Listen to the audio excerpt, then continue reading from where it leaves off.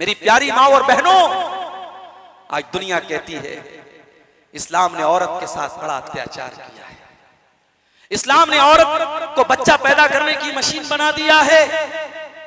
और माफ कीजिएगा, कुछ हमारे मीडिया वाले, कुछ हमारे बॉलीवुड के फिल्म वाले, उन्होंने भी कुछ ऐसी इमेज बना दी। इस्लाम क्या है? हलाला। इस्लाम में हलाला का हुक्म दिया गया है। शौहर ने बीवी को तलाक दे दिया, तलाक तलाक तलाक, और उसके बाद फतवा यह दिया जाता है कि हलाला करेगी औरत और उसका सगा ससुर उसके साथ हलाला करता है। इस तरीके की मानसिकता बॉलीवुड की फिल्मों में दिखाई गई, जबकि ना तलाक का ऐसा कोई कॉन्सेप्ट इस्लाम में है, ना हलाला का कोई ऐसा कॉन्सेप्ट इस्लाम में। अभी पटना के एक हमारे ड्राइवर साहब है, यादव जी हैं, हमारे साथ वो आए थे कल झारखंड में एक प्रोग्राम में। रास्ते में तलाक की बात निकली तो मैंने उनको समझाया कि भाई पहले ये समझो कि इस्लाम में तलाक का ऑप्शन क्यों रखा गया। इस्लाम में तलाक का पूरा एक प्रोसेस है। इस्लाम ये कहता है कि जब पति पत्नी के बीच में, मियां बीवी के बीच में जब निबाह की कोई सूरत नहीं है, ये तय हो गया कि दोनों साथ में नहीं रह सकते, लड़की के मायके वाले भी बैठ गए, लड़के के घर वाले भी बैठ गए और आपस में डिस्कस हो गया, बात हो गई और ये तय हो गया कि लड़का लड़की साथ में नहीं रह सकते, तो अब कुरान कहता है कि एक तलाक देगा लड़का। शौहर अपनी बीवी को एक तलाक देगा और एक तलाक देने के बाद वो औरत 3 पीरियड आने तक, 3 मासिक आने तक, या ये कह लीजिए कि 3 महीने तक उसी शौहर के घर में रहेगी। अगर इस 3 महीने में दोनों पति पत्नी का, मियां बीवी का दिल पिघल जाए और दोनों साथ में रहना शुरू कर दें तो कोई बात नहीं, एक तलाक कंसीडर कर ली गई। जो 3 तलाक का ऑप्शन है, एक तलाक आपकी लैप्स हो गई, जिंदगी से खत्म हो गई, लेकिन आप मियां बीवी की हैसियत से रह सकते। अब्दुल गफ्फार सल्फी के बयानात सुनने के लिए मौलाना के इस ऑफिशियल चैनल को सब्सक्राइब करें। मेरी प्यारी माँ और बहनों, आज दुनिया कहती है इस्लाम ने औरत के साथ बड़ा अत्याचार किया है। इस्लाम ने औरत को बच्चा पैदा करने की मशीन बना दिया है। और माफ कीजिएगा, कुछ हमारे मीडिया वाले, कुछ हमारे बॉलीवुड के फिल्म वाले, उन्होंने भी कुछ ऐसी इमेज बना दी। इस्लाम क्या है? हलाला।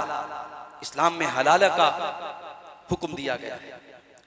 शौहर ने बीवी को तलाक दे दिया, तलाक तलाक तलाक, और उसके बाद फतवा यह दिया जाता है कि हलाला करेगी औरत और उसका सगा ससुर उसके साथ हलाला करता है। इस तरीके की मानसिकता बॉलीवुड की फिल्मों में दिखाई गई, जबकि ना तलाक का ऐसा कोई कॉन्सेप्ट इस्लाम में है, ना हलाला का कोई ऐसा कॉन्सेप्ट इस्लाम में।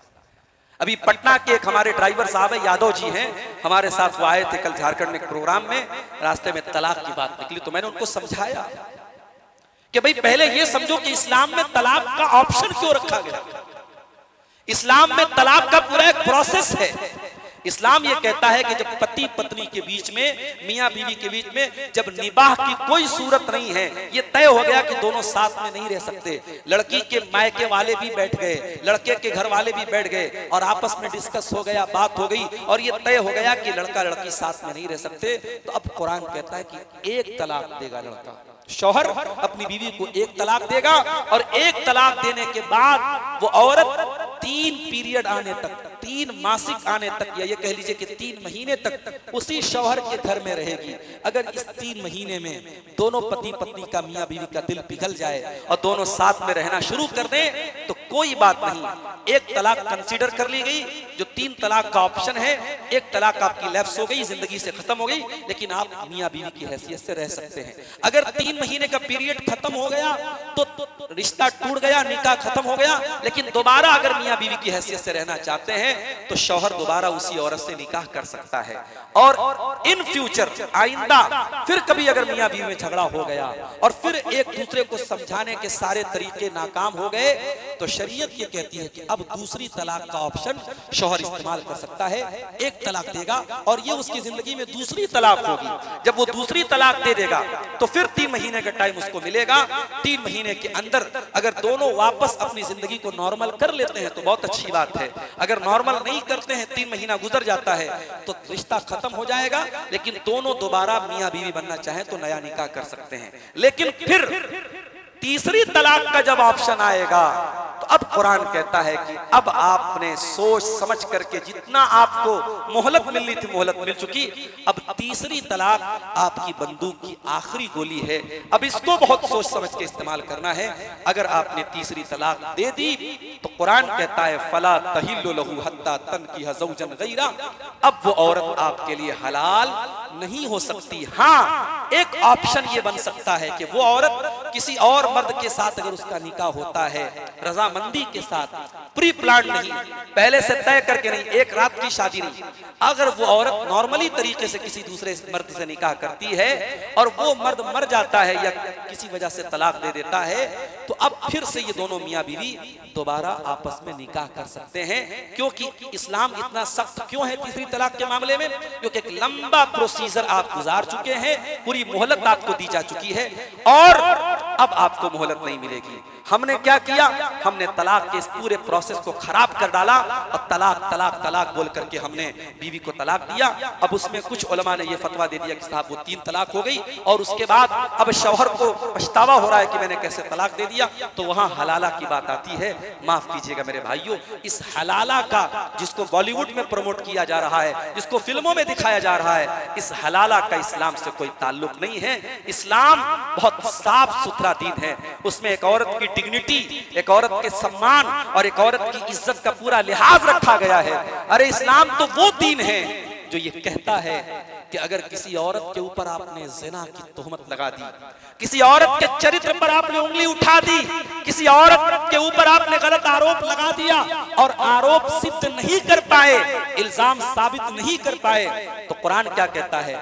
इन्नल्लज़ीना यरमूनल मुहसनाती सुम्मा लम यातू बिअरबाति शुहदा फजलिदूहुम समानीन जल्दा।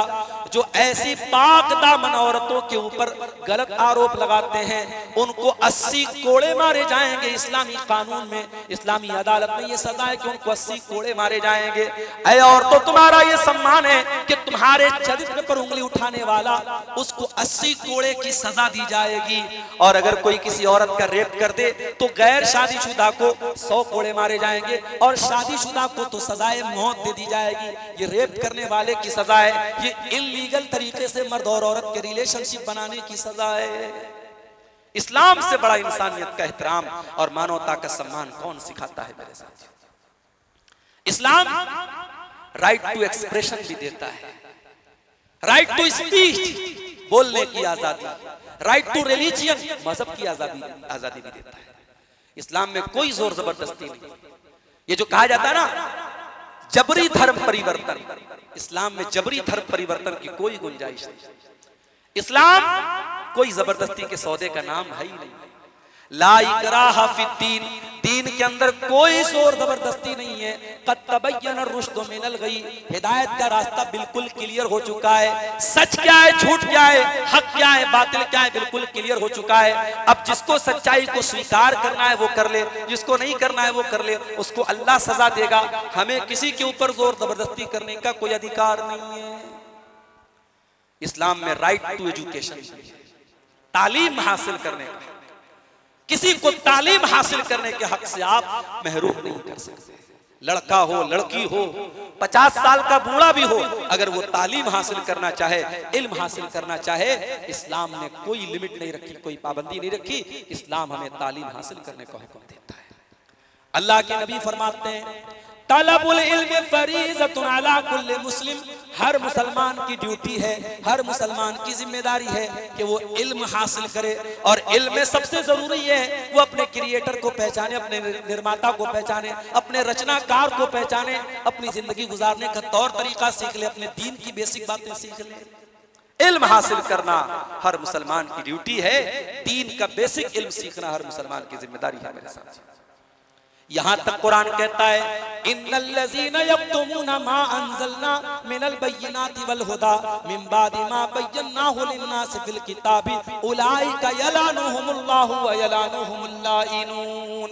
इल्म को छुपाना, शरीयत के इल्म को छुपाना, ये बहुत बड़ा क्राइम है, बहुत बड़ा अपराध है।